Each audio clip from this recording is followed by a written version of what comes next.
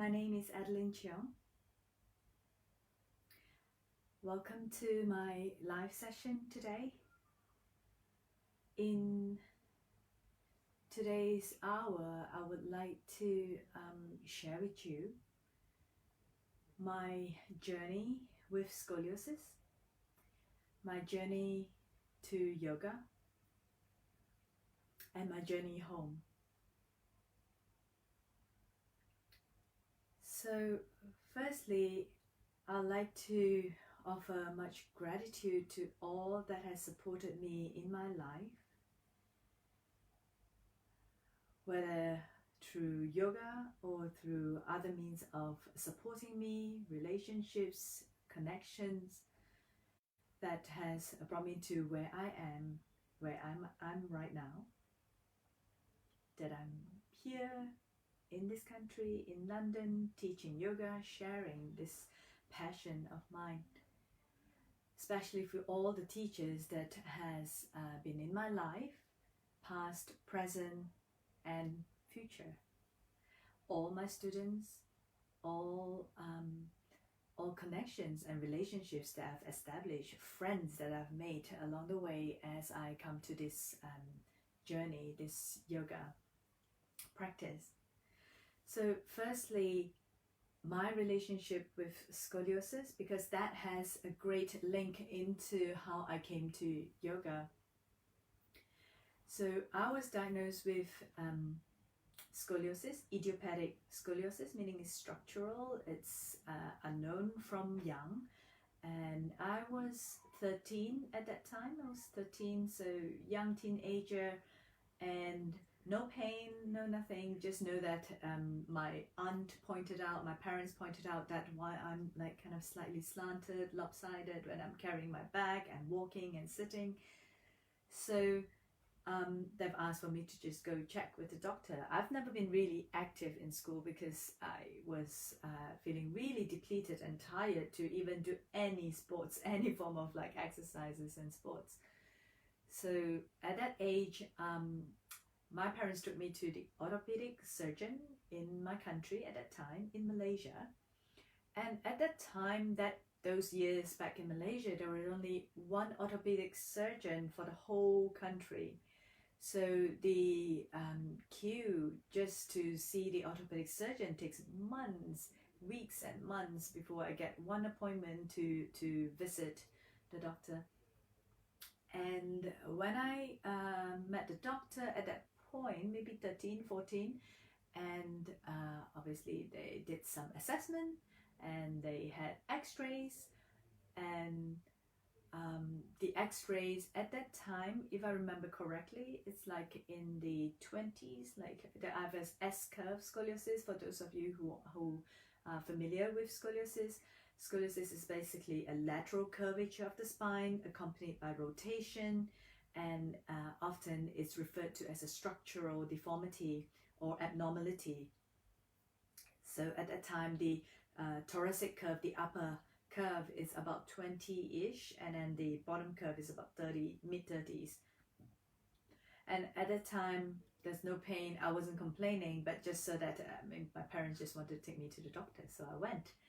So we had x-rays, and the doctor actually said, okay, it's borderline. That's all I remember. It's borderline, meaning it could be a case that we can go for operation surgery to fix, to straighten the spine, to fix the spine, or to simply just observe, watch and see how it turns out in the next few months, in the next year, few years, because I'm still growing at that age. Hopefully I was still growing at that age of 13, 14. And I remember going to visiting the radiation department, x-ray department, every 6 months to just monitor the curvature of progression. So when I visit the orthopedic surgeon for so frequently, and also they've recommended obviously exercises like physiotherapy. They did recommend physiotherapy, swimming, lots of stretching. That's about it. That's the advice I was given when I was like a teenage.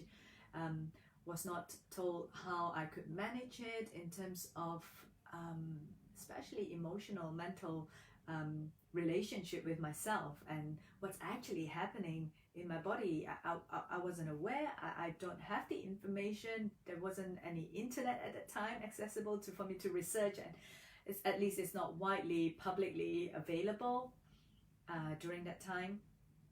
So it was just observation after observation, 6 months of x-rays, 6 months of x-rays. So I have tons of x-rays when I was little. And obviously my parents were concerned about the disability eventually. Of course, I'm still walking and running, but eventually. And also how potentially is it possible for me to bear children, to get pregnant, or to go about my daily adulthood, my life. So there was just huge concern and anxiety in the family that I've presented this condition, this scoliosis condition. And as I said earlier, that there wasn't any pain, but apart from some aesthetics, so I didn't really bother. In fact, if anything, I didn't want to go for the surgery because that will leave me with a like huge long scar on my back, and there'll be the end of my like swimsuit and bikini, and there'll be the end of my like how I could wear my like shoulder bareback and clothing. So as a teenager, that's all my concern is, but I didn't know anything, the repercussion or the consequence of what might be in the future. But all I was aware at that time was I'm beginning with all these like x-rays and talk about scoliosis around me, and without it being explained like what actually it is and how does it impact me in future, that I feel really shameful at that time. I feel really shameful, and I tend to try to hide my body with like just loose clothing and yeah, just loose clothing and lots of like just hiding myself behind people. I'm now retrospectively, when I think back, there's just a lot of shame and also guilt, and like thinking, why am I causing so much like worry and pain for my parents? Like, what's wrong with my body? And there is some disability and problem with me, but at that time still not yet as like painful. But I know that I get tired really easily. It's really strenuous for me to just go about my like long hours of sitting and studying. So that's what I remember vaguely during my teenage years. But very soon, till about 16, 17, where there's a lot more sitting for my GCSE, and we were carrying heavy things as well, like shuffling the furnitures around in the classroom and all. I had the first experience of sciatic nerve impingement, and therefore losing sensation on one side of my legs. And I was actually carrying something and going up the stairs at one point, and I almost fell back, and a classmate, one of my ex-classmates from behind, just caught me from behind. Otherwise I'll just be going tumbling backwards with my table. I think I was carrying a table or a chair or something, furniture, when we were moving classrooms. And it caught me and just carried me. I was just on the floor. There wasn't anyone around, and I was just on the floor, just like in tears. It was so painful. I don't know what happened. I thought I was just like paralyzed in that very instant. Now thinking back, it was shocking, and I didn't know what happened, but I was just lying there on the floor. But I stayed there for a while, but it gradually went away. I was carried back to the classroom to sit down, but sit down was really agony. So I was kind of reclining or leaning back, something like that, so that it could alleviate the discomfort. It went gradually on its own, and it didn't happen again until some time later. So it wasn't regular that I had like sciatic pain, nerve pain, and impingement. But it was only until then, after that episode, there were a couple of times where I feel like weakness in my back, just sitting. My parents would remind me that I'm often in Chinese we call it 冇腰骨. 冇腰骨, it's there's no spine, literal translation, no spine, which means often they find me leaning against something, leaning against the furniture, leaning back, or leaning against them, leaning against someone else. So there is this tendency of just falling and leaning against others, because I couldn't support myself upright, or at least sustain for a long time. And maybe not, but I'm also seeing at the time emotionally I have such inclination to just lean into just really craving for my maybe at that time my boyfriends, just often dependent, so much dependency on others. I couldn't find a way to trust myself, or I couldn't find a way or navigate my way back to just knowing how does it feel like to be independent as a person. As always, a support system around me. I was lucky enough to have that support system. Obviously I have my family, I have brothers, I have siblings, and it was then until I went to university, probably like 19, 20 and 21, those few years when there's a lot more sitting and studying. Again, I wasn't active very much. I'm pretty much like whenever there's sports or physical education, I'm often like just finding the like stool or somewhere that I could hide and sit, and not been really active apart from some swimming was easy and accessible for me, because now that like I said, now that I think back, because it's just there's no gravitational imposition on my body, and it feels lighter that I can float in water. So it's probably one thing that it's kind of inviting for me to do for more physically. But anything else is like I could do it, but only for like a couple of like 15 minutes, and then okay, I've finished. I've resigned. And I tried dance as well. I did some dance last time, but very poorly in my balance, like in terms of balancing and how I could pirouette or skip or something. So it's often challenged in my physical things that I could engage in and do. So I never really got attracted to, like, I love horses. I wanted to ride on horses, and also it's never crossed my mind that I would be able to do any of these activities or sports or things. So I was saying, when I went to university, when there's a lot more sitting,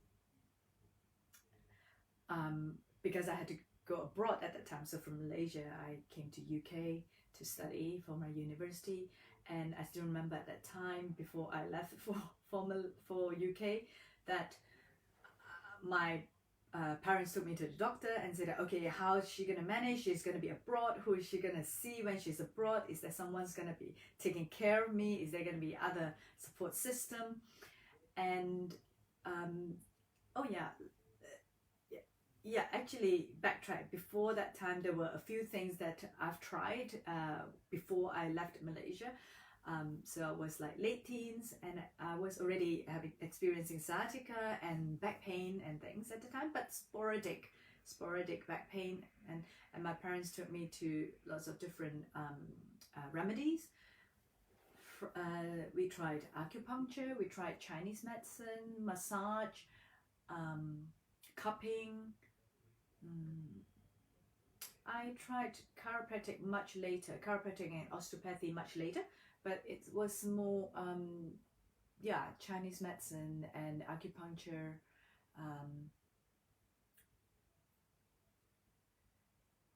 And when I left for UK, I just remembered one thing, that I've got a bunch of painkillers with me. So it's just like packets of painkillers with me. Just whenever it happens, just pop a pill and just take a painkiller. And I think ibuprofen, I remember, it was ibuprofen. So, well, essentially you can get it anywhere, but at that time my parents, my mother was concerned, and it's just, that's part of my luggage that she gave me, and I took with me a bunch of painkillers to United Kingdom and study. So quite regularly, almost every other day, I was like taking a painkiller, because there was just so much sitting. It's also a new country. There was a lot of emotional instability, because it's just new environment. I have to adapt to new culture, new learning environment, new friends, new housemate. So added on with that I find that really has an impact on my physical discomfort, pain in my body. And I can obviously now retrospectively see that how emotional health and emotional fluctuation may potentially spasm or impact the physical comfort, right, of the body. But at that time, so I was taking lots of painkillers. That was where I was. So taking lots of painkillers. Yeah, every now and then some sciatic episode. Don't know what happened, but it seems to get well on its own. So I didn't make a big fuss of it and just left it. I just want to be too eager to complete my degree. And when I finished studies, at that time I was really poorly in terms of managing the pain, in terms of managing like physical health. Yes, I managed to pass my exams and studied, but I was in such depleted state. I went back to Malaysia for a couple of years as a young adult right after that. And that was when I got my first job. I was working at that time in Malaysia, just another corporate job, and sales and marketing and various things. And during those few years that I was as a young adult, early 20s, literally just 21, I graduated like in 20 years old, and then 21 I got a job, so 21, 22. That was when I tried a lot more different things, because I was actually in pain at that time. And also it was about those few years I had another x-ray, and that was probably the peak. That was when I first came to yoga. The first year or two I still went for another x-ray, and that was probably the peak of the curvature. So I'll relate to that in a moment. But those few years, what I've tried, I wanted to share with you, like what are treatments that I've tried and how each of those help. So I've tried osteopathy treatment. I've tried actually chiropractic more than osteopathic treatment at the time, because it was really popular in Malaysia at the time. So I've tried chiropractic treatment like 3 times a week for 9 months. Oh my goodness, that's just like, just fixing every week, in out of the chiropractic clinic. It felt so good. It felt so good that I thought, okay, it's solved, it's fixed. I just need to keep coming back. And the problem is that I have to keep going back. It helped during that time, during the whole 9 months, and shortly after, it did really help. But it was very short-lived, because I wasn't actually involved in the process of healing. I was just going in for a fix and then out, going in for someone to kind of crack and do some traction and then out. So everything else that I was doing is actually exacerbating or probably falling back into my pre-existing default pattern. Doesn't help. And chiropractic treatment, osteopathy. I did some bracing, but not the Boston brace kind of brace, but it's more like a harness. So I was using some harness as support for myself.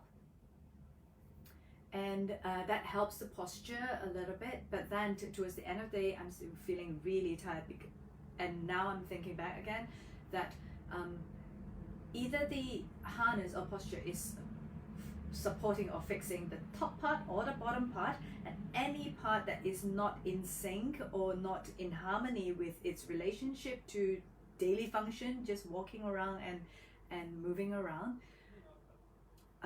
has a strain, has an imposed strain on my back, on my body in general. So it was not helping, and lots of massages, very nice, felt good, but not sustainable. I was very depressed at the time, and just felt like helpless, and just feels like that I'm constantly just looking for someone to fix and help, and everywhere I go I'm looking like, is there someone local that I could actually seek and to receive treatment, and that I'm often dependent again on someone else.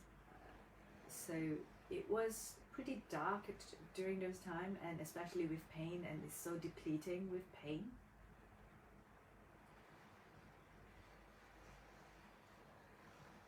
And it was during then also my early 20s, very short after, maybe 3-4 years, maybe my 23 or something.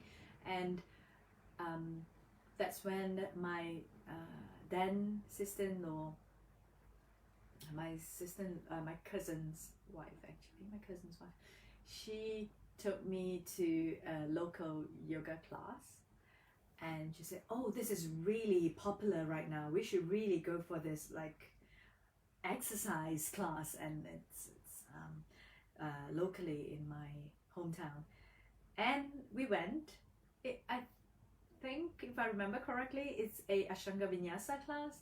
It's quite strong, being like non-physical me, walking into a Ashtanga Vinyasa class and just going through the sequence of the, well, it felt good because I have moved and stretched, but I don't know what actually happened. I felt good to sleeping at night, that night, because for years my sleep has been disrupted because it's often uncomfortable sleeping on my right side, uncomfortable sleeping on my left side. I'm always tossing and turning, and pain in itself just wakes me up in the middle of the night. I never had like a really restful all night like rest and sleep.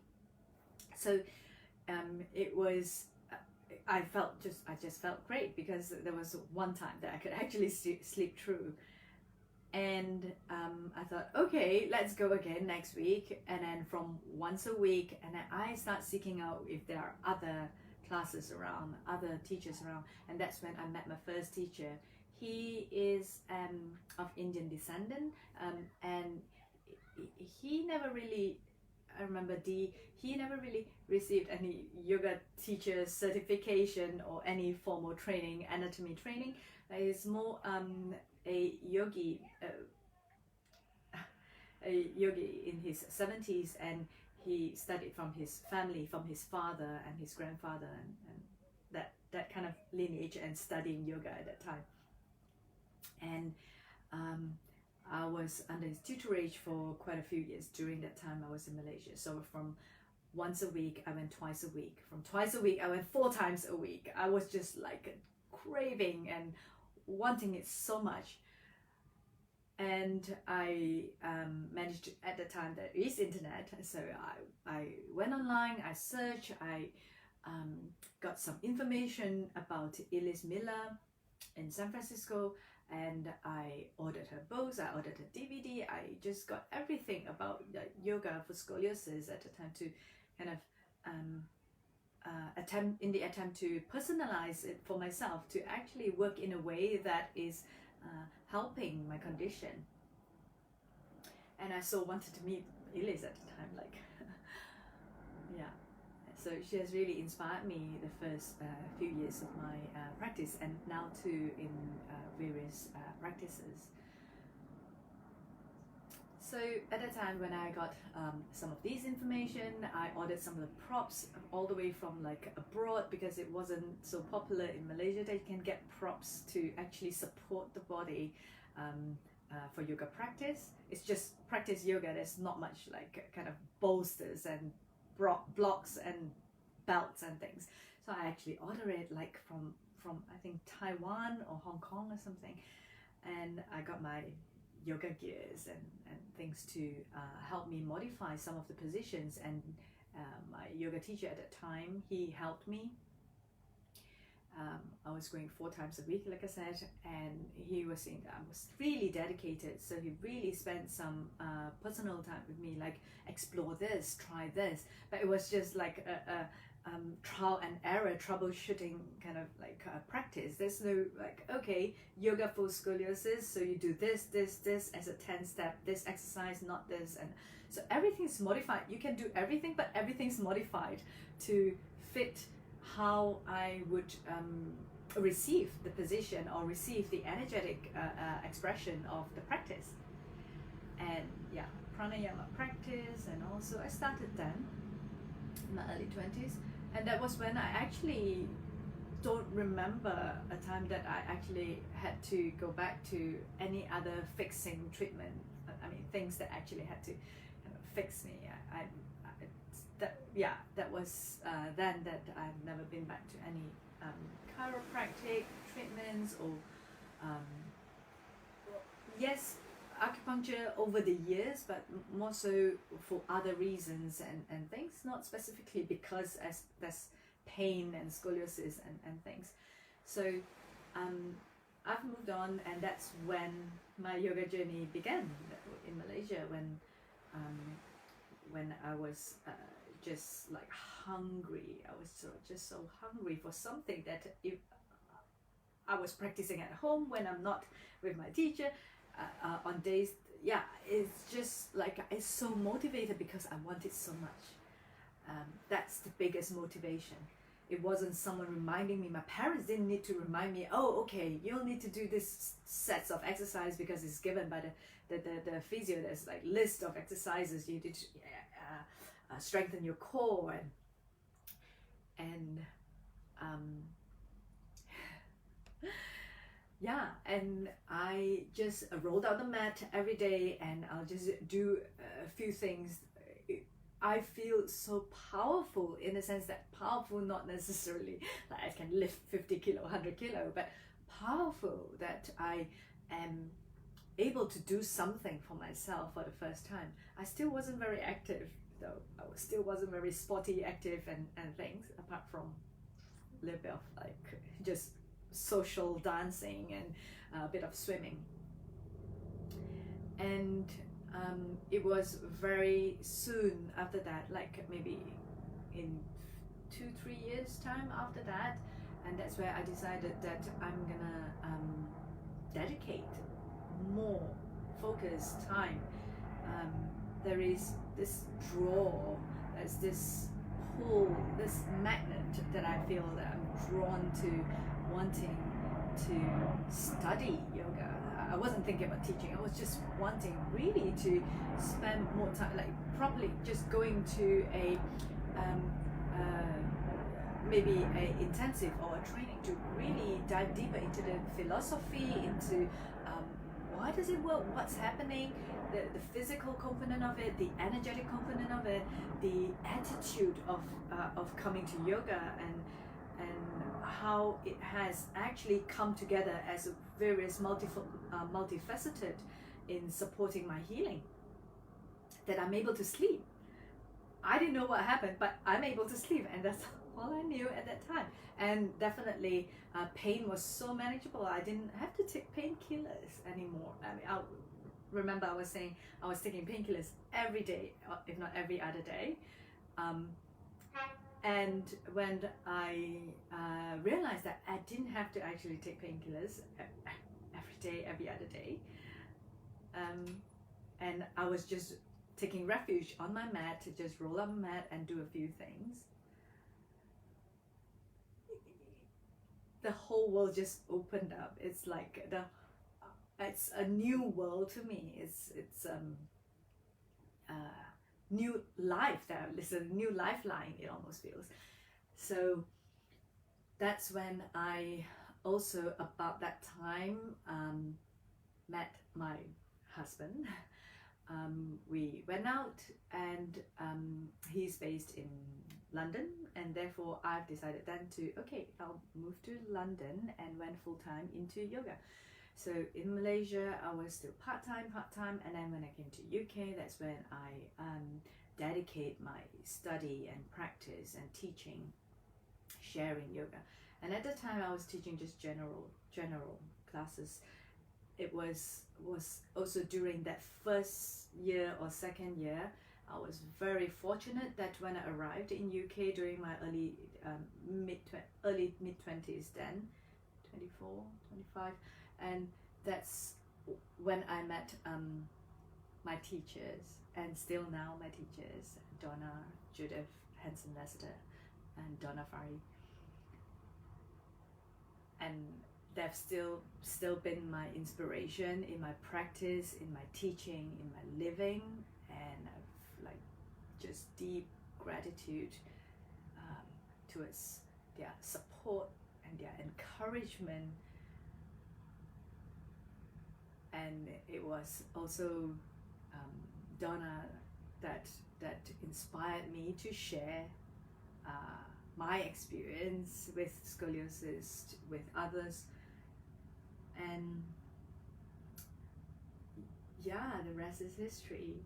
So when I come to yoga, I was saying, and yes, I remembered that at that time I wanted to say, when I first came to yoga, the curvature has increased quite significantly over the few like teenage years. So I mentioned earlier, when I was first my first x-ray when I was 13 or 14, it was kind of in 20s, like 20s and 30s in terms of the curvature, this S-curve. And at the peak, at the kind of like the biggest curvature, the degree was high 40s, 48 and 52. So 48, 52. So yeah, it's increased like kind of almost double, and yeah, a little less than double for my lumbar. My lumbar curve is actually a primary curve, meaning it's the bigger curve. That's why it started off 30 over degrees and 20 over degrees in the top. So it's kind of a compensatory curve that way. So the primary curve is at the bottom.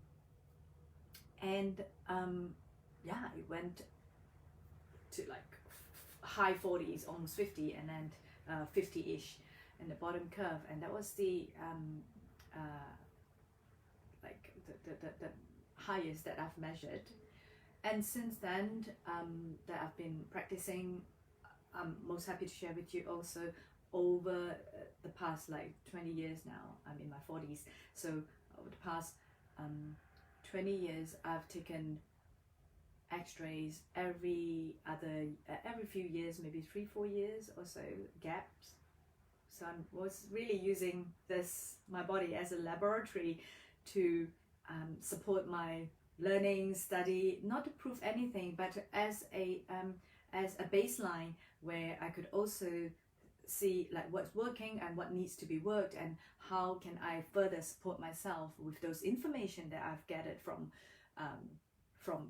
evidence from x-rays. So that's when I started my somatic practice with Donna very early on. Like I said, I was lucky that I didn't need to go around many years to find my teacher. They just appeared. They just appeared, and they were so generous in supporting me, and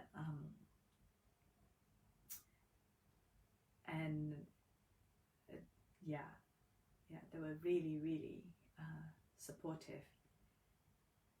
I was really grateful to have met Donna, who has introduced lots of very intricate and intelligent practices, and she has really given me the power to self-practice. And this is also what I would like to share with you in a moment. It's helping me in developing trust within myself again, that wasn't there before. that I feel that almost like my body is failing me, and I have to find something to correct it and fix it. And so it was at the time that my mental shift of like, it's not really about fixing. And she was saying like, because every other pose that I was practicing, I was like, okay, don't, like, what about my SI joint? What about my like, what about my L5 S1? I feel really achy and painful there. Like, how do I modify this pose for this? So these are the questions. I was like, oh, and she was, she answered a couple of questions, and then sometimes she just looked at me and turned away, and left it for me to answer my own questions. So she has really helped back to give me that opportunity, not to take away that opportunity for me to investigate myself. And that in itself, now that I see, is what gradually allowed me to develop trust, self-trust in my choices, in my practice, how to navigate my practice. And at one point, I still remember that during one of her advanced training in New Zealand, so I was in New Zealand for a month with her a few times, and she was saying like, Adeline, if you keep referring that you and your SI joint, I'm not going to call you Adeline, I'm just going to call you SI joint, like you're just the SI joint. Like, I'm so identified with a condition that it's so sticky in my identity with scoliosis, with SI joint. And until that really shifted, that I realized that actually there is the condition that I am attempting to work more in harmoniously, practice more in harmoniously with, rather than I have scoliosis. Often I would still refer to I live with a condition called scoliosis. It is a condition, but I'm not identified like I'm Adeline, I'm identified or I'm not identified with a condition. So that was when my relationship with scoliosis really shifted, and I just went on and started sharing how I approach yoga for scoliosis. Really, there is no yoga for something. That's just a title for the workshop, or title for the talk or lecture. Yoga is yoga to me now. Scoliosis is a condition, and there is yoga that I practice accompanied with all sorts of conditions that I have, with my short-sightedness, with my this body mass and weight and shape, with scoliosis. So there is just this and this practicing yoga, really. So I was feeling really motivated and keen to share this news with others, but I didn't know how at the time. I was just like small, starting to teach. I started teaching, but I haven't really started teaching, specializing in scoliosis until a few years later. So that's my journey to yoga. And Judah has been in my life and really supported me in healing in my emotional and mental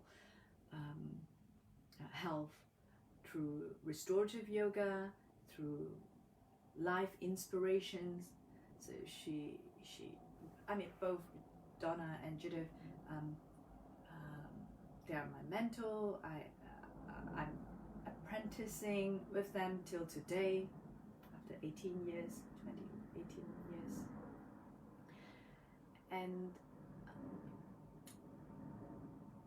now yoga is home to me. So it's my journey home, and this is where I feel passionate, and with or without scoliosis. Scoliosis is definitely part of what I have experienced this lifetime. It has definitely given me the ticket, or at least the motivation, the initial motivation to step through the doors of like the yoga studio to attend a class. It has taught me so much about myself and how I see myself and how my relationship evolve with myself. It is something that I am grateful that I have scoliosis as a navigation for me to navigate towards my passion this lifetime. And I feel so at home when I come to yoga practice. And I've heard also, and which I resonate very much, is that I'm first a yoga practitioner, and so happened that there are students who wants to come to my classes, who wants to study with me, and therefore I'm a yoga teacher. Without students, I'm a yoga practitioner, and I'm just a yoga practitioner. And the term teacher, trainer, and things are another role that I'm taking on, or some of you are taking on, because there are teacher training programs. So then you're a trainer, and then there are like yoga classes, you have students in class, therefore you are called a teacher. But really, it's, to me, it's just yoga. It's just yoga and home, and yeah, coming home to myself. And in the recent decade, almost 10 years now, that I've been really diving deeper into my meditation practice, yoga nidra practice. I've studied yoga nidra, at least practice yoga nidra long time with Donna, and formally studying, like really taking an interest in studying, because I've always fallen asleep during yoga nidra, like 90% of the time, or maybe 95% of the time. But when I then come to yoga nidra practice and really pay attention to my meditation practice and taking interest in that, that's when I also realized this is coming home to myself. This is my true nature of this divinity, this light within me and within you, within each of us. It's already there. It's look there, look inside, remember, and reconnecting. And often meditation just takes me back to reconnecting rather than creating or developing a new practice, developing something. It's not a new thing that I'm introducing to myself, but rather I'm just reconnecting, like connecting the dots within me, and that helps me to navigate my dharma for this lifetime. And I'm passionate about practicing, teaching yoga. I ask this question to myself every so often, that which I also share with a lot of you and my students. I ask myself, what is yoga? And when I ask myself that question, I would say, like, okay, back in my 20s, yoga means this, or probably during that time, yoga means this and yoga means that. Yoga could mean asana for some, yoga might mean philosophy for others, yoga might mean lifestyle, or at least life principles for living. Yoga might mean divinity for some, union, coming together for some. And to me, it's really all of the above, because the word continue to evolve and take on different roles in my life, or in each moment, in each day, it continued to evolve, because sometimes yoga is physical for me, to relieve some tension in my back. It is very visceral. I can feel it somatically in my body. I needed it. And sometimes yoga to me is just stillness and simply being in stillness in meditation. And sometimes yoga to me is simply observing the conundrum and friction I have when there's a conversation or disagreement with others. And that observation of myself, that in that moment, that's yoga to me. So yoga continued to evolve in its meaning and what it represents for me over the years and every day. And when I see that word, yoga, that way, I can honestly say that I am a student of yoga and I'm a yoga practitioner, that I honor and am grateful to have this practice in my life. And for those of you who are watching also, I trust many of you resonate that it is for many of us a lifeline, but really it's deeper than that. It's really navigating us towards reconnecting with the innate existence and being within us. Yeah. So that's all I want to say about my experience and journey from my ticket to yoga, and what yoga means to me now and continue to evolve, of coming home to myself. And I'm an advocate for self-practice because classes are helpful really to inspire, but also, so let me backtrack, classes are really important for some to have that community, to come together as a group to practice together, to have the support of each other with the same, or at least the same direction, or share similar intent to come to practicing together.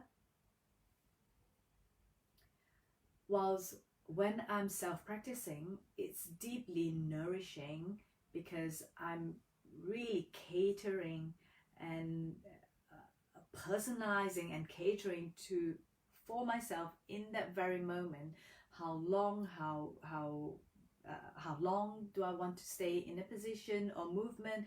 How do I connect with that movement, or within that movement moving into a more meditative state and being there for a while longer?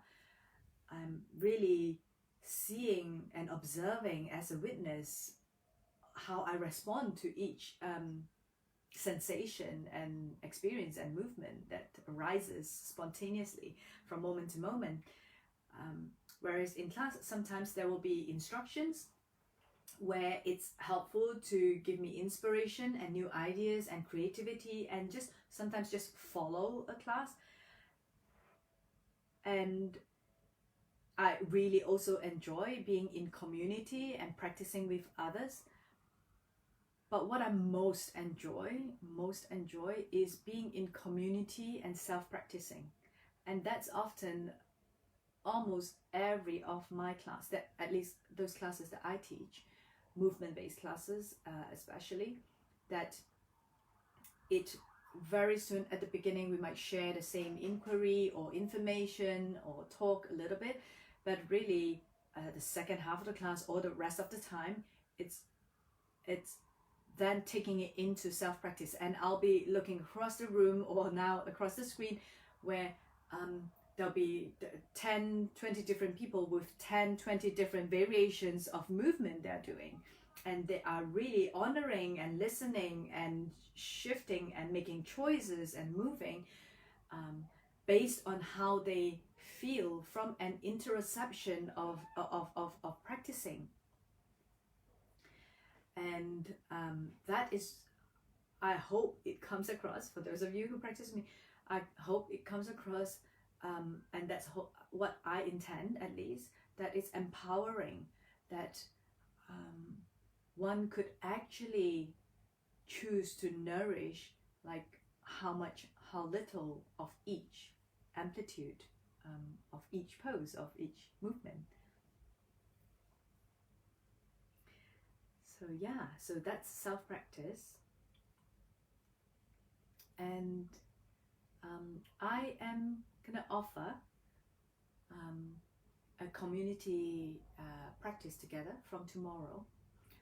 It is Scoliosis Awareness month, this month, and it is International Scoliosis Day next Saturday, 27th of June. And in support of that, and to raise awareness for self-practice also, that I would like to share with you my self-practice. I do practice throughout the day a couple of times, but I'd like to share a part of my morning practice with you. It will be live. It'll be 30 minutes, just a short one if you can commit to that. 8:30 to 9 o'clock every morning from tomorrow for 10 days, and leading up to then the International Scoliosis Day. So from tomorrow I'll be practicing here online, live, camera on, no teaching, but you can just inspire and watch and practice together, and just share the energy and commitment and intention of practicing yoga.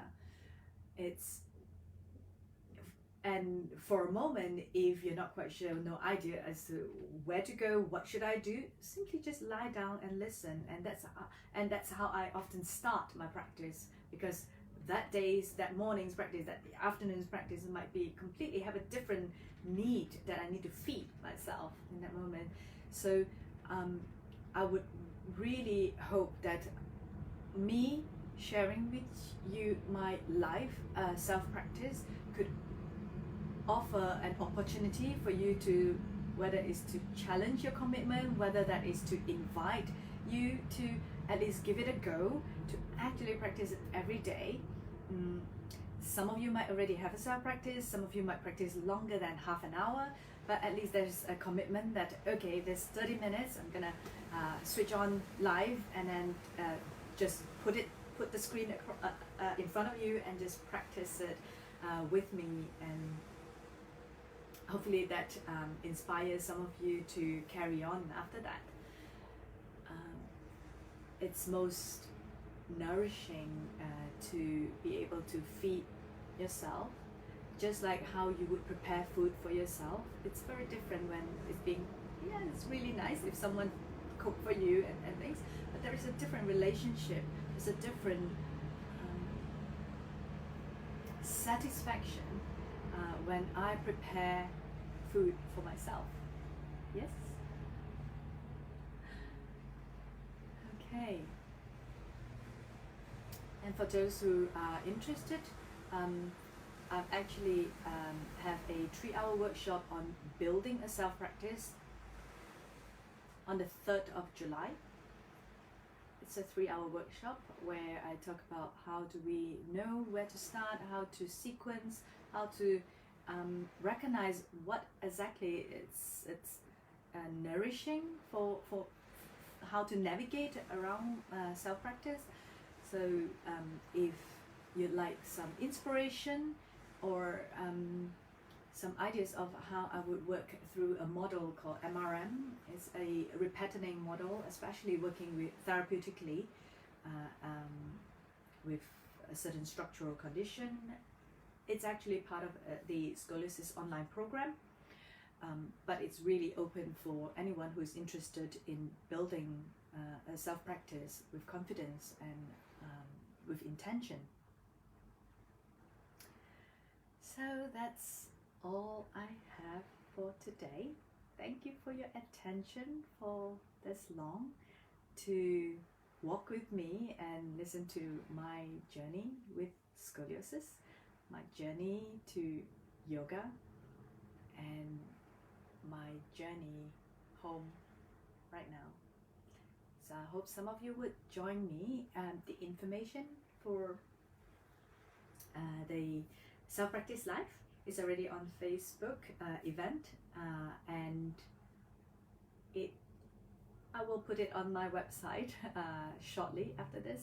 So I'll make sure the details are there so that you can join me online, because I'll be able to see how many of you are actually online and who is online with me practicing, so that would really come together as an energetic practice, although it's not led or anything. It's an energetic coming together where there is a sharing the same intent and commitment towards valuing practicing together.